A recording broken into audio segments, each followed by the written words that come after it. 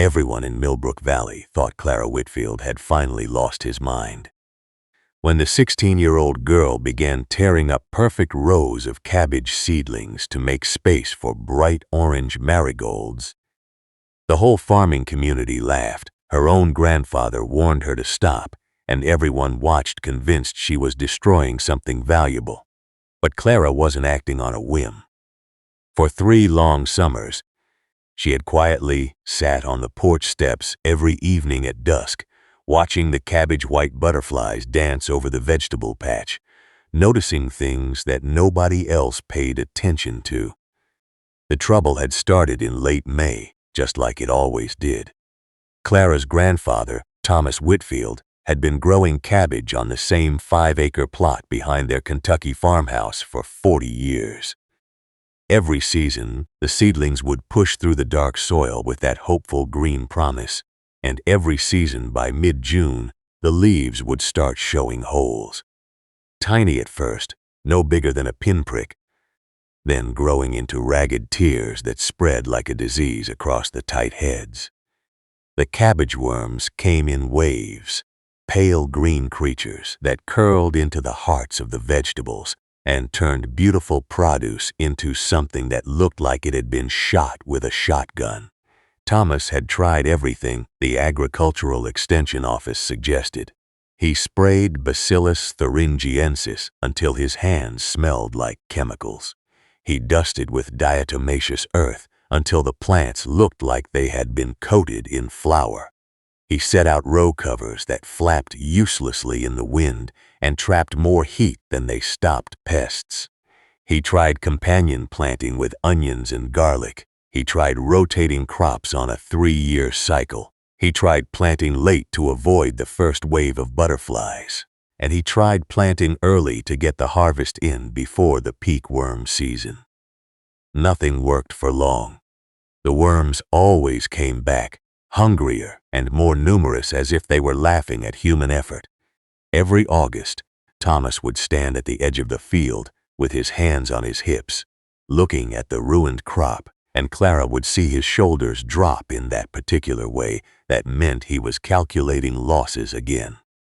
The numbers were always bad. Some years he lost 30% of the crop, some years 50%. One terrible year the worms took 70%, and Thomas had to borrow money from the bank to cover the operating costs. That was the year Clara started watching. She was 13 then, too young to work the fields but old enough to notice her grandfather's pain. She would sit on the porch swing in the evenings, supposedly doing homework, but her eyes kept drifting to the field behind the house. She watched the cabbage white butterflies come in the late afternoon, their white wings flashing like little flags of surrender against the green leaves. She watched them land, fold their wings, and lay their tiny yellow eggs on the undersides of the leaves. She watched the eggs hatch into green worms that moved with terrifying speed, consuming everything in their path. And she watched something else, too, something that nobody in Millbrook Valley seemed to notice. Behind the old tool shed, where her grandmother Eleanor had once kept a small cutting garden before the cancer took her. In the winter of Clara's 10th year, marigolds grew wild and untended. They had self-seeded there years ago. Spreading from the original plants, Eleanor had brought from her mother's farm in Tennessee, and now they bloomed in a riot of gold and orange every July and August without anyone watering them, fertilizing them, or caring for them in any way. And in all those years, not a single cabbage white butterfly ever landed among them, not one. The butterflies would circle the vegetable garden like vultures. They would land on the dill and the kale and the broccoli, but they never touched that patch behind the shed. Clara had counted. She had sat there with a spiral notebook, 17 evenings in a row during that terrible August when she was 13, and recorded every landing. On the marigolds, 43 on the cabbage, 7 on the broccoli, 12 on the kale. The numbers sat in her notebook like a secret waiting to be spoken, but Clara didn't speak. She was 13, and in farming communities, 13-year-old girls who question 40-year-old methods are not taken seriously. They are patted on the head and told to focus on school and leave the farming to the men who had dirt under their fingernails and decades of experience. So Clara kept her notebook hidden under her mattress and kept watching. The second summer, when Clara was 14, she expanded her observations. She bought a magnifying glass with her birthday money and examined the marigold leaves, discovering tiny hairs that seemed to glisten in the sunlight. She learned from library books that these trichomes produced a scent compound that repelled certain insects. She read about companion planting, about how Native Americans had grown squash and beans together for centuries, about how French farmers had planted marigolds in their vineyards to repel nematodes. She learned that marigolds were not just pretty flowers. Their roots released a chemical called alpha-terthionyl that was toxic to root knot nematodes, microscopic worms that lived in the soil and weakened plants from below while the caterpillars destroyed them from above. She learned that the strong scent of marigold foliage confused the olfactory receptors of cabbage white butterflies, making it impossible for them to locate their host plants. She learned that marigolds attracted ladybugs and lacewings, predators that hunted aphids and the eggs of destructive moths.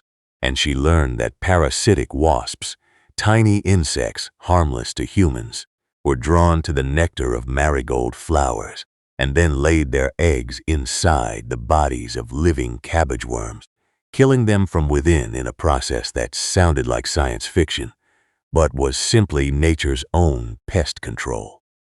She filled 3 notebooks that summer, writing by flashlight under her blankets after her grandfather thought she was asleep. The notebooks were full of diagrams, observations, calculations, and questions. Questions that nobody in Millbrook Valley seemed to be asking. The third summer, when Clara was 15, she conducted a small experiment. She transplanted 12 marigold seedlings from behind the shed and placed them in a single row at the edge of the cabbage field, hiding them among the vegetables so her grandfather wouldn't notice. She marked the row with a small stone and checked it every day. The results were modest but clear. The cabbage plants nearest the marigolds had fewer eggs on their leaves.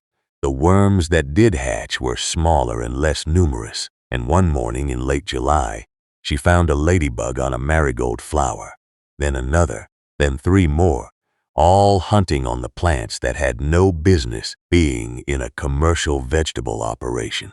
She wrote it all down, her heart pounding with the excitement of discovery.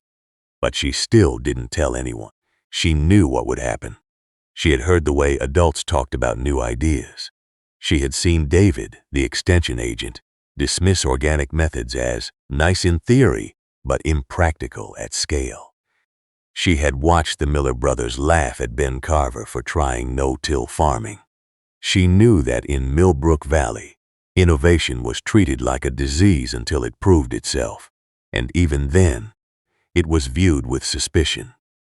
So Clara kept her secret and planned. She spent the winter of her 15th year drawing maps of the field on graph paper, calculating spacing, researching marigold varieties, and collecting seeds from the wild patch behind the shed.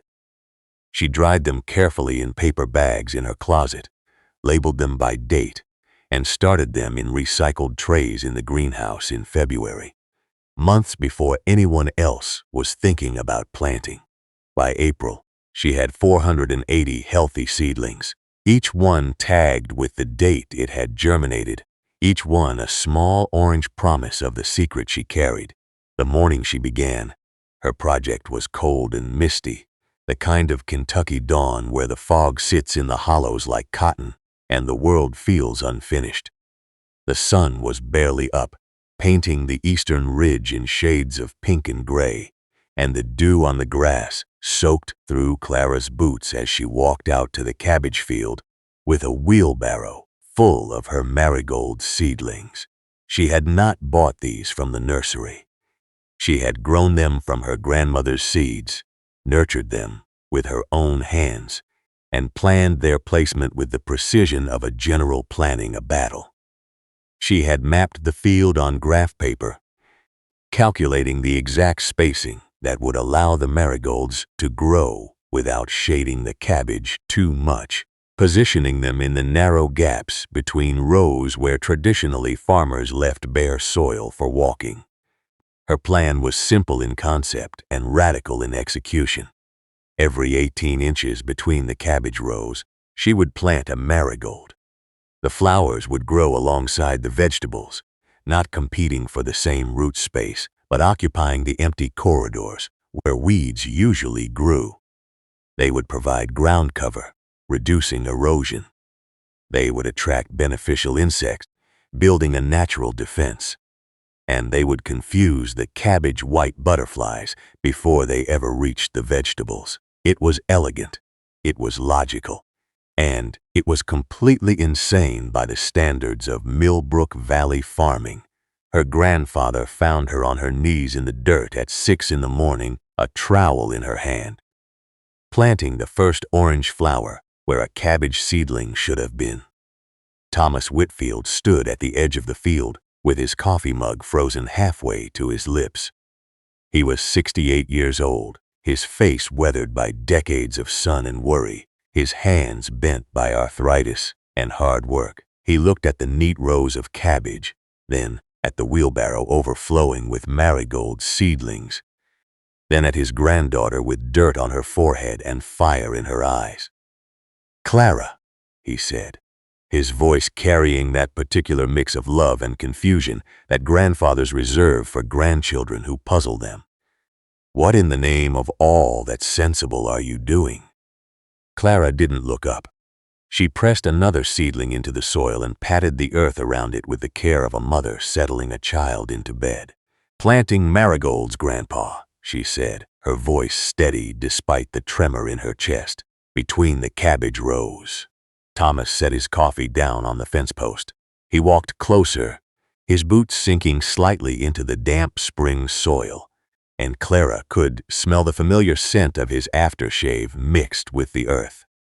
"Between the cabbage rows," he repeated, as if the words were a foreign language he was trying to translate. "Clara, girl, those marigolds are going to compete with the cabbage for water. They're going to attract every bee in the county and make harvesting impossible. They're going to block the air circulation and trap moisture and give us fungus problems we don't even have yet. And for what?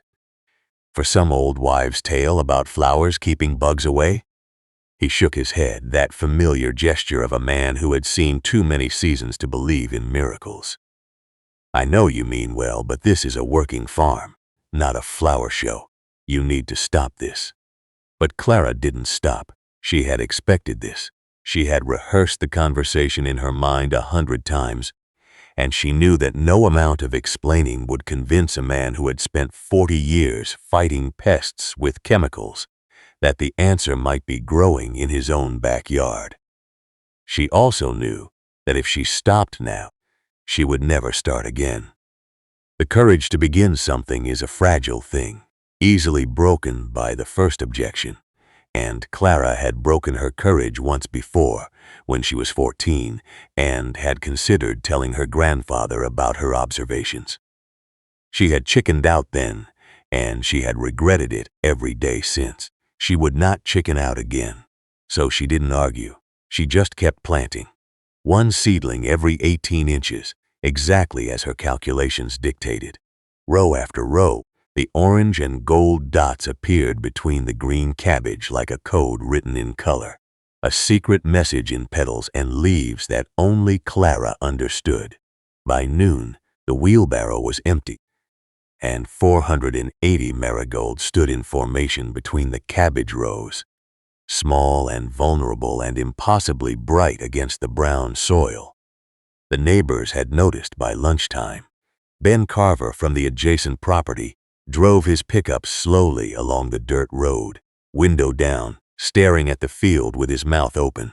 He was 50 years old, a practical man who had farmed the same land his father and grandfather had farmed, and he had never seen anything like this. He parked his truck and walked to the fence line, his boots crunching on the gravel, and stood there with his hands on his hips for a full 10 minutes before he shook his head and drove away. The Miller brothers, who farmed the South Ridge and considered themselves the most progressive farmers in the valley because they had bought a GPS-guided tractor, walked over at lunchtime and stood at the fence line with their hands in their pockets, shaking their heads in unison.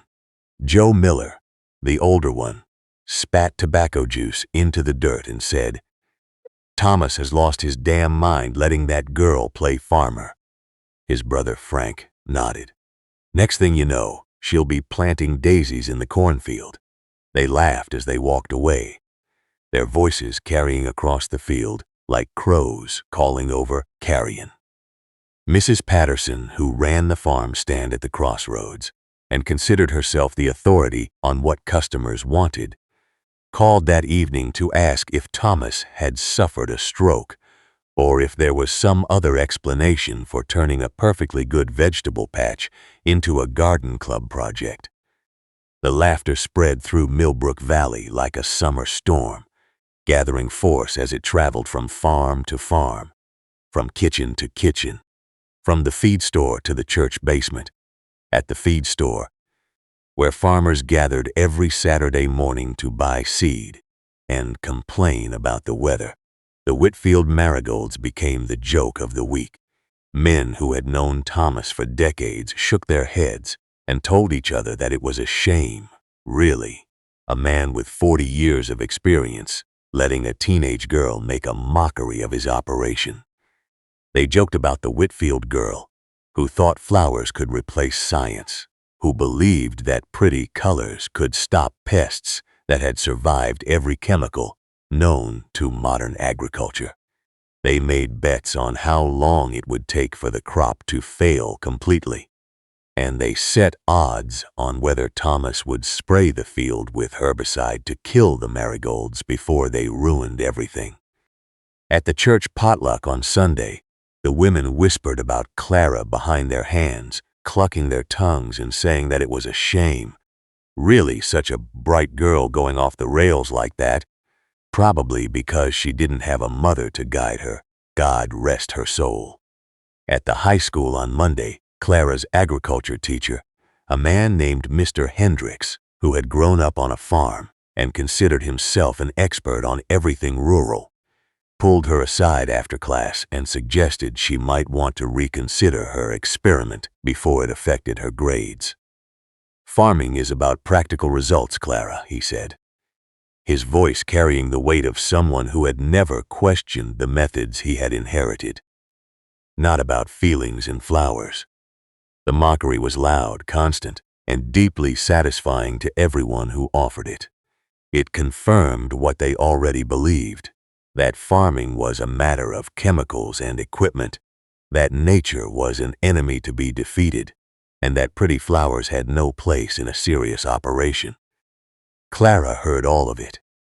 She heard the laughter at the feed store when she went to buy chicken feed. On Saturday, the way the men stopped talking when she entered and started again when she left, their voices carrying just enough for her to catch the words marigolds and crazy and waste. She heard the whispers at church when she walked past the gossiping women in the fellowship hall, their eyes sliding away from hers with the practiced guilt of people who know they are being cruel but consider it justified.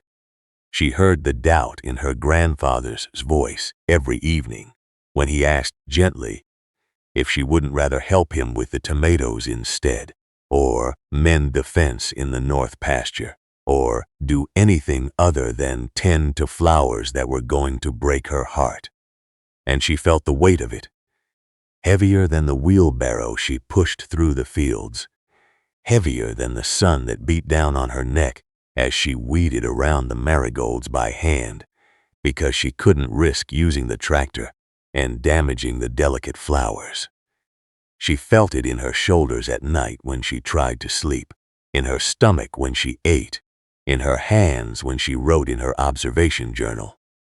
The weight of being laughed at is a physical thing, a pressure on the chest that makes breathing difficult, and Clara carried it every single day.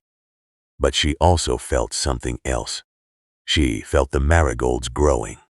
In the first week, they looked small and vulnerable, their orange petals barely visible above the soil, and the cabbage worms seemed to sense weakness.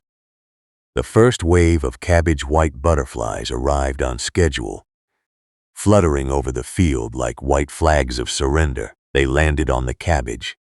They laid their eggs on the undersides of the leaves. The tiny yellow clusters appeared, hundreds of them, thousands of them, and Clara's heart sank with each one she counted. She had expected this.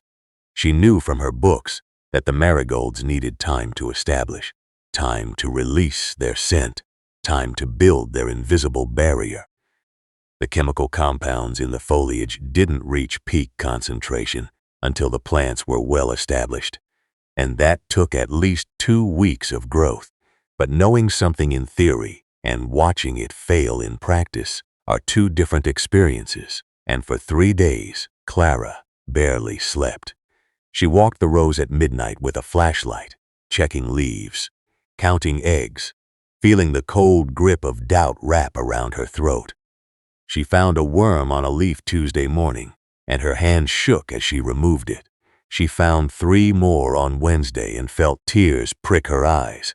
She found a whole cluster of eggs on Thursday and sat down in the dirt between the rows, her head in her hands, wondering if she had been wrong, wondering if the books had lied, wondering if her grandmother's wildflowers were just a coincidence and not a clue. The neighbors noticed. Ben Carver made a point of driving past slowly on Thursday evening, his headlights sweeping across the field, and she knew he was looking for the failure he expected. The Miller brothers stopped walking over and started shouting from the road. "How's that flower garden coming, Clara?" they called out, their voices carrying that particular cruelty of men who enjoy watching someone fall. "Worms eating good yet?" Clara said nothing. She just kept walking her rows, checking her plants, waiting. And then, on the 4th day, she noticed something. The cabbage white butterflies were still coming, still circling, but they were landing differently. They would approach the field, hover over the marigolds, and then dart away as if they had hit an invisible wall. Some still made it to the cabbage, but fewer. Many fewer. Clara counted again, just like she had counted behind the shed 3 summers ago. 12 landings on the cabbage where there had been 43 the week before. She wrote it down in her notebook with hands that trembled slightly, not from fear now, but from excitement. The scent was working. The marigolds were releasing their chemical signature into the air, confusing the butterflies, making the cabbage invisible to the insects that had hunted it for generations. But this was only the first layer of the secret, and Clara knew that the real test was still to come. The eggs that had already been laid were hatching. Tiny green worms were emerging, hungry and relentless, and they were doing what cabbage worms always did. They were eating. The holes appeared in the leaves, small at first, then larger, and by the 2nd week of June, the damage was visible to anyone who looked. Clara's grandfather walked the rows with her on Saturday morning, and his face was a mask of controlled disappointment. "I see the worms are here, just like always," he said quietly, his voice carrying the weight of a man who had hoped against hope. "Clara, I don't want to say I told you so, but—" He didn't finish the sentence. He didn't need to. The words hung in the air between them, heavy with 40 years of experience and the certainty of a man who had seen too many good ideas fail. Clara looked at the chewed leaves and felt tears prick her eyes, but she also looked at the marigolds. Now standing 8 inches tall, their foliage thick and lush, their roots reaching deep into the soil. She thought about the notebook under her mattress. She thought about the 17 evenings of counting. And she thought about something her grandmother had once told her, years ago, before the cancer took her.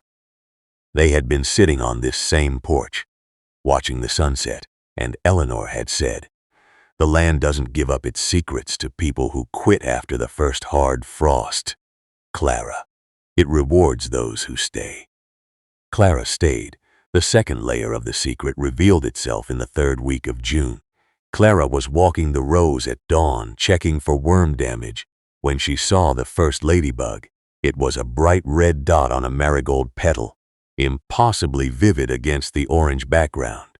Then she saw another, and another. By the time she reached the end of the first row, she had counted 23 ladybugs, all hunting on the marigolds, all moving with that particular predatory patience that made them the most effective pest control in nature. But they weren't just on the marigolds. They were crossing over to the cabbage, climbing the stems, searching the leaves, and they were eating. Clara watched a ladybug approach a cluster of aphids on a cabbage leaf, its black spotted body moving with mechanical precision, its jaws opening and closing with silent efficiency. The aphids, which had been colonizing the cabbage in small numbers, disappeared one by one. Then she saw something that made her stop breathing. A lacewing, delicate and green and almost transparent, hovered over a marigold flower, its wings catching the morning light like stained glass. It landed on a cabbage leaf, and Clara watched it find a cabbage worm egg cluster. The lacewing inserted its ovipositor into the eggs, laying its own eggs inside the bodies of the future worms, and Clara knew that in a few days, those eggs would hatch into larvae that would eat the cabbage worms from the inside out. She stood in the field as the sun rose higher, and she felt something shift. Not victory, not yet, but possibility. The marigolds were doing more than confusing butterflies. They were building an army, recruiting soldiers from the natural world, creating a defense system that no chemical could match because it was alive, adaptive, and self-sustaining. The neighbors didn't see the army. They saw the holes. They saw the worms that had already hatched and were doing their damage. They saw Clara's grandfather's face growing longer each day, and they interpreted his worry as proof that the experiment was failing. The laughter got louder. The Miller brothers started a betting pool at the feed store, wagering on how many pounds of cabbage the Whitfield farm would lose that season. Joe Miller put $50 on a total crop failure by July. Frank Miller bet that Thomas would spray the whole field with Roundup by August. Other farmers joined in, and the pool grew to over $300, a significant amount in a community where a good harvest meant the difference between a new truck and another year of patching the old one. Mrs. Patterson told everyone who came to her stand that Thomas should have known better than to let a teenage girl make farming decisions, and she made a point of displaying extra cabbage from the Miller farm with a sign that said, "Grown the right way." The agricultural extension agent, David, a young man who had a degree from the state university and the confidence to match it, drove out to the farm and offered to help Thomas get back to proven methods before the whole season was ruined. He walked the rows with Clara and her grandfather, pointing out the worm damage with the authority of someone who had read about pests in textbooks but never watched them at dusk. "These marigolds aren't doing anything, Clara," he said, his voice gentle in the way that adults use when they think children need to be managed rather than heard. "The science just isn't there. I admire your creativity, but farming requires evidence-based approaches. You can't replace decades of research with flowers." Clara looked at him and then looked at the marigold row, where 3 ladybugs were currently devouring a cluster of aphids. She said nothing. She had learned that some evidence can only be seen by people who are willing to look. And David was not willing to look. He was willing to talk, to lecture, to dismiss, but not to observe. That was the difference between them, Clara observed. David assumed. The cost of persistence was higher than Clara had expected. It wasn't just the social cost, though that was bad enough. It was the physical toll of maintaining the experiment by hand because she couldn't use the tractor. She weeded around each marigold individually, her knees aching, her back screaming, her hands blistered from the trowel. She watered by hand during the dry spells, carrying buckets from the rain barrel because the irrigation system would have flooded the delicate flowers. She checked every leaf, every stem, every flower, walking miles each day through the rows while her grandfather worked the other fields with the machinery she couldn't use near her experiment. It was the sleepless nights walking the rows with a flashlight, checking for new egg clusters, removing worms by hand when she found them, her eyes burning with fatigue. It was the doubt that crept into her own mind on the evenings when the worm damage seemed worse than the day before, when the marigolds looked small and helpless against the vastness of the field, when her grandfather's silence at the dinner table spoke louder than any lecture. Thomas had stopped asking her to stop, but he had also stopped hoping. He went through the motions of farm work with the resignation of a man who has accepted loss before the final accounting.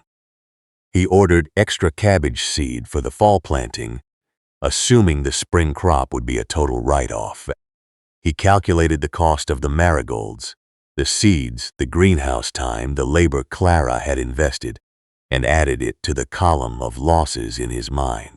And he watched his granddaughter grow thinner and quieter, her eyes shadowed with fatigue, her hands always dirty from the soil she refused to abandon. The cost was real, and it was mounting. And Clara paid it every single day without complaint. She paid it because she believed in the numbers in her notebook. She paid it because she heard her grandmother's voice in her head. She paid it because she knew with a certainty that came from observation rather than hope that the marigolds were working. They just needed time, and time was the one thing everyone was trying to take from her. Then came the week that changed everything. It was the last week of June, the week when cabbage worms usually reached their peak destruction in Millbrook Valley. Thomas walked out to the field on Monday morning, expecting to see devastation, the kind of damage that made grown men curse and throw their hats on the ground. He had been dreading this walk for days, putting it off, finding other chores to do. But finally, he couldn't delay any longer.